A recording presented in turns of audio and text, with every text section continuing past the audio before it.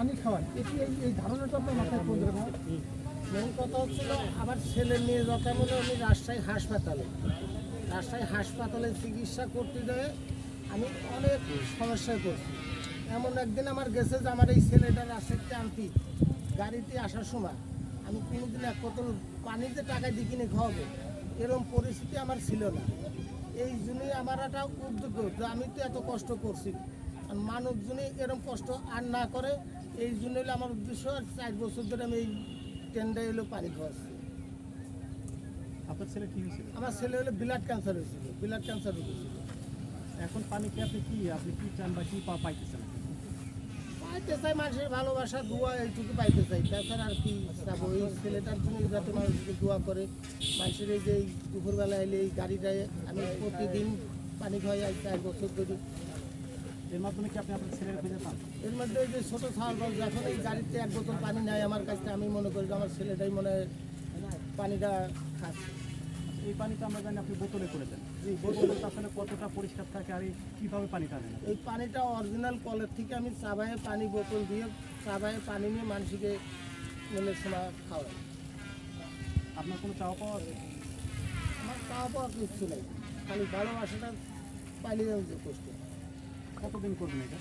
এটা আল্লাহ আমার যতদিন আমার গায়ে শক্তি থাকবে, আল্লাহ যতদিন তৌফিক করবার জন্য ততদিনই করবে। আচ্ছা, আমরা তো জানি আপনার একটা চটপটির দোকান আছে। জি, আমার স্টেশনের সাথে একটা চটপটির দোকান আছে, ছোট্ট একটা দোকান আছে। ওই 2 ঘন্টার দোকান ব্যবসা বাণিজ্য বাইক দেখি আমি এইগুলো করি না। আপনার 4 বছর ধরে করি। এটা এর ক্ষতি হয় না আপনার? ক্ষতি হইলেও এমন কিছু করেন নেই, আমি এটা আমার কাছে ভালো লাগে। মুন্নু ভাই, আপনি তো একেবারেই নিতান্তই একজন গরিব মানুষ, ফুচকার ব্যবসা করেন। আপনার ছেলেটার কি অসুখ হয়েছিল? কেন আপনি ভাই এক মিনিট, আপনি এই পাশে চলে আসেন তো, আপনি কেন তাকে নিয়ে রাজশাহী যাইতেন, কয়দিন পর পর যাইতেন, ট্রেনের কি অবস্থা, এই গল্পটা একটু বলেন তো আমাদের। এই ট্রেনের রাজশাহী যাইতাম হলো, ছেলে ছিল হলো ব্লাড ক্যান্সার।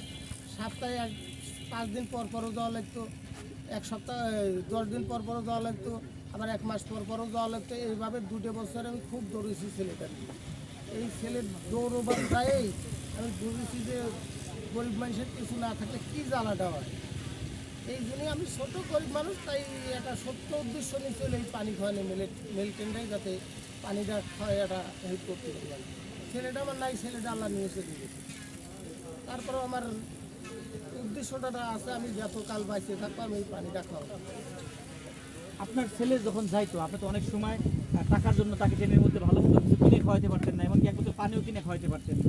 আর তারপর থেকেই কি আপনার এই উদ্যোগ, আপনি কি মনে করেন যে এইটা খাওয়াইলে আপনার একটু মানসিক শান্তি মেলে বা মানুষ আপনাকে কীভাবে দোয়া করে? এইটুক করলে আমার মানসিক শান্তি একটু লাগে। আর এমন সময় গেছে যে আমি রাজশাহী থেকে ব্লাড ক্যান্সার ছেলে, আমার যে কেমন লাগতো কুকুর আল্লাহ জানে। আর আমি কালোখালি পর্যন্ত যে আসতাম, আমার ছেলেরা এটা কিছু গাড়ির ভিতরে কিনে দেবো সেই পরিস্থিতি পর্যন্ত আমার ছিল না। এই জন্যই আমি এখন ছেলেটা তো নাই, এই জন্যই গাড়িতে পানি খাওয়াই, যাতে একটা ছেলে 1 বোতল পানি দিলে আমার আত্মাটা পুরাই যায়। এই যে আপনি স্টেশনে পানি খাওয়ান, স্টেশনে তো মনে করেন আরও অনেক দোকান আছে, আপনি ফ্রি পানি খাওয়ান, তাতে তো দোকানদাররা আপনার উপর ক্ষিপ্ত কিনা, মানুষ খারাপভাবে দেখে কিনা? দোকানদাররা ক্ষিপ্ত না, কিন্তু একজন ক্ষিপ্ত ছিল, তার সাথে আমি জরগাও করছি, কইছি তুই পারলি ঠেকাস, আমি যতকাল বাইসে আছে আমি এই জায়গা পানি খাবো। স্টেশনে এক দোকানদার আবার পাশে ক্ষিপ্ত ছিল, সবাই না। আপনাকে সহযোগিতা করে না, রেলের পক্ষ থেকে না কোনো বাধা ব্যক্তি প্রতিটা স্টেশন মাস্টার? না না না, রেলের পক্ষ কি করে না।